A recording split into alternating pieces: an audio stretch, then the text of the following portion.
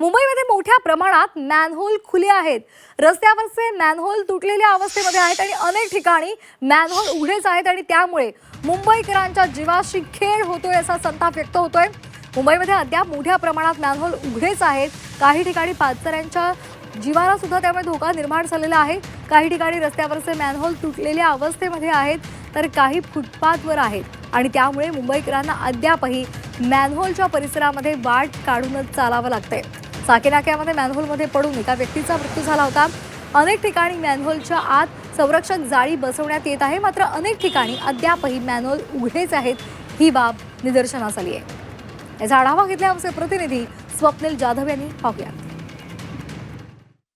मुंबईमध्ये साकीनाक्यातील एका 55 वर्षीय माणसाचा मॅनहोलमध्ये पडून मृत्यू झाला आणि यानंतर पुन्हा एकदा मॅनहोलवरून मुंबई महानगरपालिका निशाण्यावर आली. अद्यापही 8000 मॅनहोल्स हे ओपन आहेत. आपण जर बघितलं तर पादचाऱ्यांचा जीव अजूनही सुरक्षित आहे का असा सवाल उपस्थित होतोय. अनेक मॅनहोल्समध्ये जाळ्या बसवण्याचं काम करण्यात येत आहे. संरक्षक जाळ्या बसवण्यासाठी काही मॅनहोल्ससुद्धा ओपन करण्यात आलेले आहेत. काही ठिकाणी वेगाने काम सुरू आहे, मात्र काही ठिकाणी धीम्या गतीने काम सुरू असल्याचं पाहायला मिळतं आहे. मात्र पादचाऱ्यांना होणारा जो त्रास आहे, हा फुटपाथवरचा हा खरं तर गटाराचा मॅनहोल आहे, तो अद्यापही आपण बघतोय मोडकळीस आलेला आहे आणि अनेक ठिकाणी हा तुटलेला सुद्धा आहे. जीवाला धोका हा पादचाऱ्यांचा असल्याचं आपल्याला पाहायला मिळतंय. वळली नाक्याच्या जवळपास असलेला हा एरिया आहे, मात्र काम जोराने सुरू आहे. कारण त्या ठिकाणी जर बघितलं तर एक मॅनहोल जो आहे तो बनवण्यात आलेला आहे. त्याच्या बाजूचा दुसरा मॅनहोल सुद्धा बनवण्यात आलेला आहे. मात्र रस्त्यावरील मॅनहोल्स काही ठिकाणी ओपन आहेत. काही ठिकाणी आपण जर बघितले तर फुटपाथवरचे जे पादचाऱ्यांसाठी